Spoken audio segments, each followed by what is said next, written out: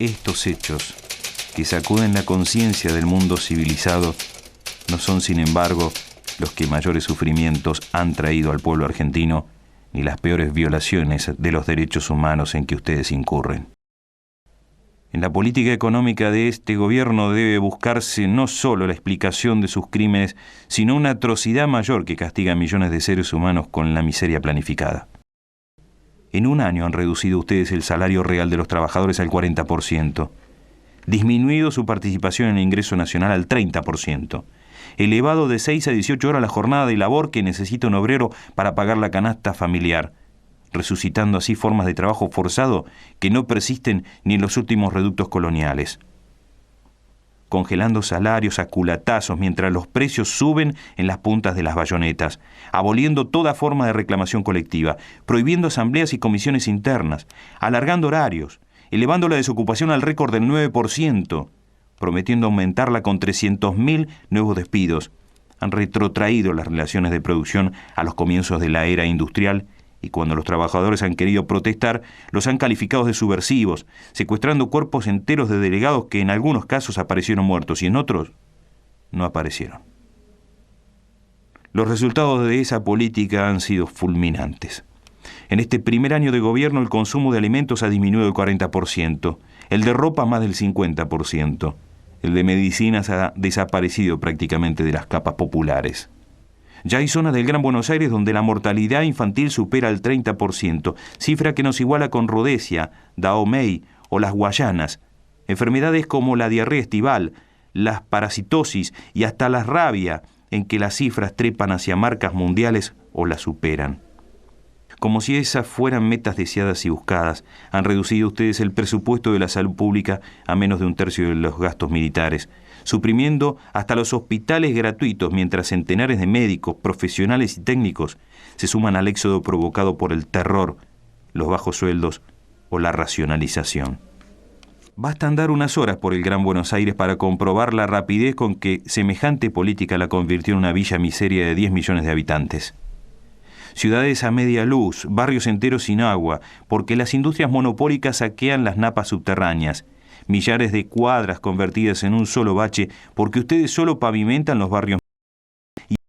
y adornan la Plaza de Mayo, el río más grande del mundo contaminado en todas sus playas porque los socios del ministro Martínez de Hoz arrojan en él sus residuos industriales y la única medida de gobierno que ustedes han tomado es prohibir a la gente que se bañe. Tampoco en las metas abstractas de la economía, a las que suelen llamar el país, han sido ustedes más afortunados. Un descenso del Producto Bruto que orilla el 3%, una deuda exterior que alcanza $600 por habitante, una inflación anual del 400%, un aumento del circulante que en solo una semana de diciembre llegó al 9%. Una baja del 13% en la inversión externa constituyen también marcas mundiales, raro fruto de la fría deliberación y la cruda inepcia. Mientras todas las funciones creadoras y protectoras del Estado se atrofian hasta disolverse en la pura anemia, una sola crece y se vuelve autónoma. 1.800 millones de dólares que equivalen a la mitad de las exportaciones argentinas presupuestados para seguridad y defensa en 1977. 4.000 nuevas plazas de agentes a la Policía Federal.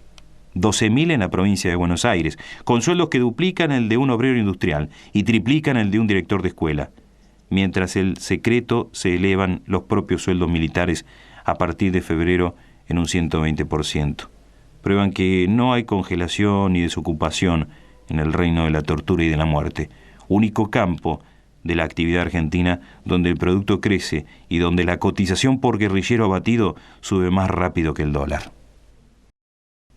Dictada por el Fondo Monetario Internacional según una receta que se aplica indistintamente al Zaire o a Chile, a Uruguay o Indonesia, la política económica de esa junta solo reconoce como beneficiarios a la vieja oligarquía ganadera, la nueva oligarquía especuladora y un grupo selecto de monopolios internacionales encabezados por la ITT, la ESO, las automotrices Steel, la Siemens, al que están ligados personalmente el ministro Martínez de Hoz y todos los miembros de su gabinete. Un aumento de 722% en los precios de la producción animal en 1976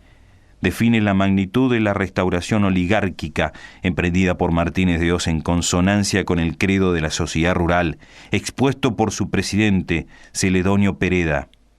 Llena de asombro que ciertos grupos pequeños pero activos sigan insistiendo en que los alimentos deben ser baratos. El espectáculo de una bolsa de comercio donde en una semana ha sido posible para algunos ganar sin trabajar el 100 y el 200%, donde hay empresas que de la noche a la mañana duplicaron su capital sin producir más que antes. La rueda loca de la especulación en dólares, letras, valores ajustables, la usura simple que ya calcula el interés por hora, son hechos bien curiosos bajo un gobierno que venía a acabar con el festín de los corruptos. Desnacionalizando bancos se ponen el ahorro y el crédito nacional en manos de la banca extranjera. Indemnizando a la ITT y a la Siemens, se premia a empresas que estafaron al Estado. Devolviendo las bocas de expendio, se aumenta las ganancias de la YEL y la ESO. Rebajando los aranceles aduaneros se crean empleos en Hong Kong o Singapur y desocupación en la Argentina. Frente al conjunto de esos hechos cabe preguntarse quiénes son los apátridas de los comunicados oficiales. ¿Dónde están los mercenarios al servicio de intereses foráneos? ¿Cuál es la ideología que amenaza al ser nacional? Si una propaganda abrumadora, reflejo deforme de hechos malvados, no pretendiera que esa junta procura la paz, que el general Videla defienda los derechos humanos o que el almirante Macera ama la vida, aún cabría pedir a los señores comandantes en jefe de las tres armas que meditaran sobre el abismo al que conducen al país, tras la ilusión de ganar una guerra que, aun si mataran al último guerrillero, no haría más que empezar bajo nuevas formas, porque las causas que hace más de 20 años mueven la resistencia del pueblo argentino no estarán desaparecidas, sino agravadas por el recuerdo del estrago causado y la revelación de las atrocidades cometidas.